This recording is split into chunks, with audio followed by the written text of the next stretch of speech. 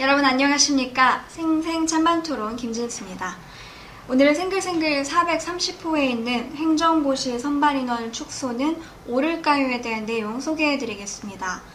정부는 지난달 23일 차관회의를 열고 공무원 5급 공채 선발 규모를 내년도부터 단계적으로 축소해 2017년 절반으로 줄이기로 했습니다.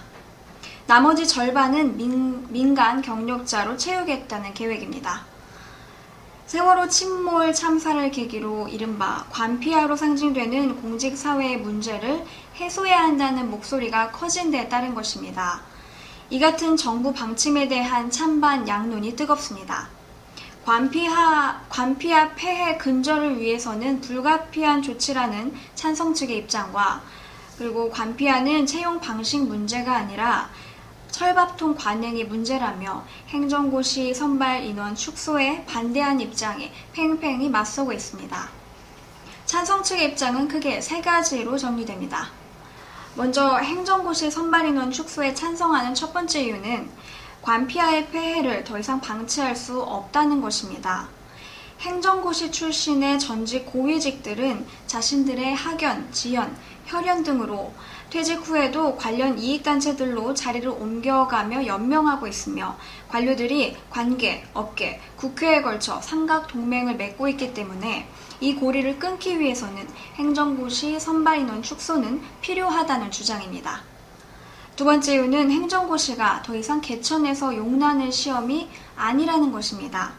최근 고시 합격생의 50% 정도가 특목고, 자사고 및 강남 지역 고교 출신이며 행정고시에 합격하기 위해서는 주거비, 생활비, 학원비 등 매월 수백만 원이 투입돼야 한다며 행정고시도 돈 없이는 도전하기 힘들다는 입장입니다. 세 번째로 다양한 분야의 전문 지식이 공직에 수혈돼야 한다는 측면에서 행시 선발 인원 축소에 찬성하는 목소리도 있습니다.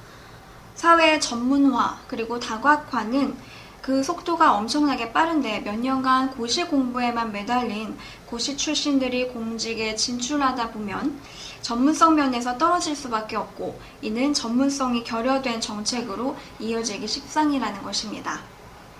다음으로 행정고시 선발인원 축소에 대해 반대하는 입장입니다. 먼저 관피아 문제는 선발 이후의 문제이지 선발 과정상 문제는 아닌데 행시를 축소하는 것은 지나치다는 견해입니다.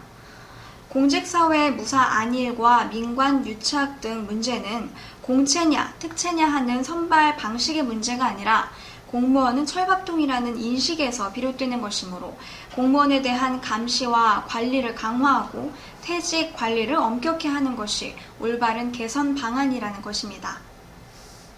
두 번째로 민간 채용을 늘릴 경우 더 큰 문제가 발생할 수 있다며 반대하는 입장도 있습니다.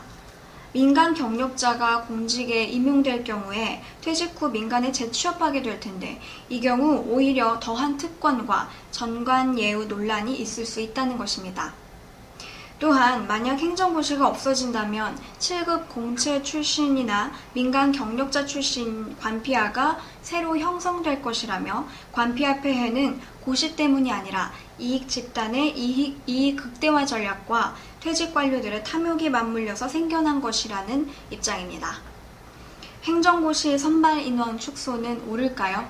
여러분은 어떻게 생각하십니까?